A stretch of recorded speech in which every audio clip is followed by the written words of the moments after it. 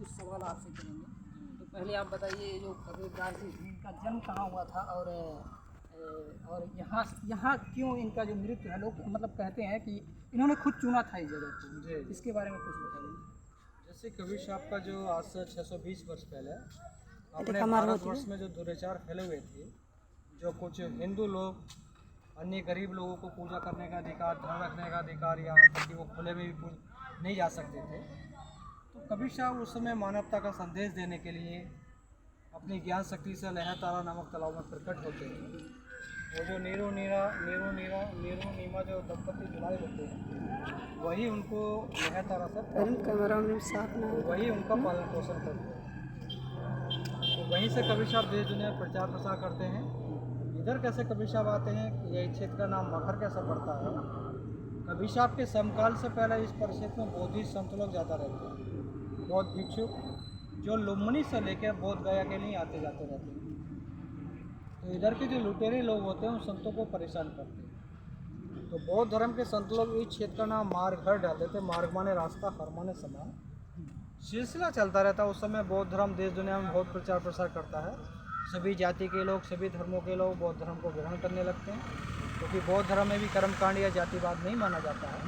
तो सब लोग उससे प्रभावित होने के बाद बौद्धिस्ट होने लगते हैं। जो काशी के कुछ पंडित पुजारी होते हैं, चतुर चालाक लोगों को काशी की तरफ आस्था जोड़ने के लिए और ये बौद्ध धर्म को या इस क्षेत्र की छवि को ख़त्म करने के लिए उसमें एक शब्द का प्रयोग करते हैं कि जो काशी मरेगा मोक्ष पाएगा, जो मगहर मरेगा नरक जाएगा। ऐसी कहानी फैला देते हैं।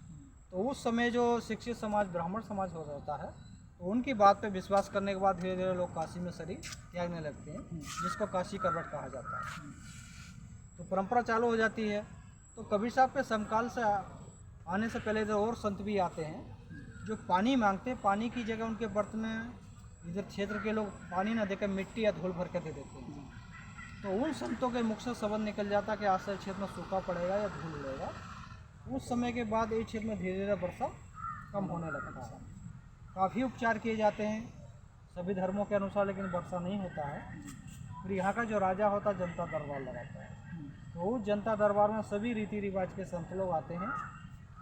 तो संत लोग कहते भी हम लोगों में इतनी पावर ऊर्जा नहीं जो हम वर्षा करा सकें, लेकिन काशी में कबीर साहब रहते हैं। अगर उनके पास जाएंगे कुछ ना कुछ समस्या का निदान हो सकता है।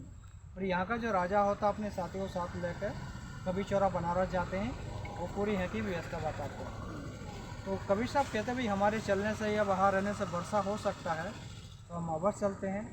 तो जैसे कबीर साहब काशी से मगहर के नहीं चलते हैं, उस समय के काशी के लोग वही बात कबीर साहब के सामने रखते हैं कि भाई आपका वृद्ध शरीर है और आप उस क्षेत्र में जा रहे लोग मरने के बाद नरक जाते हैं, और उस मातृभूमि को छोड़कर लोग मरने के बाद स्वर्ग जाते हैं या मोक्ष। कार्ड फुल बता रहा है। हाँ, बस बाबा जी बस अभी उसका उत्तर डिलीट कर दो, पहले का जो फुल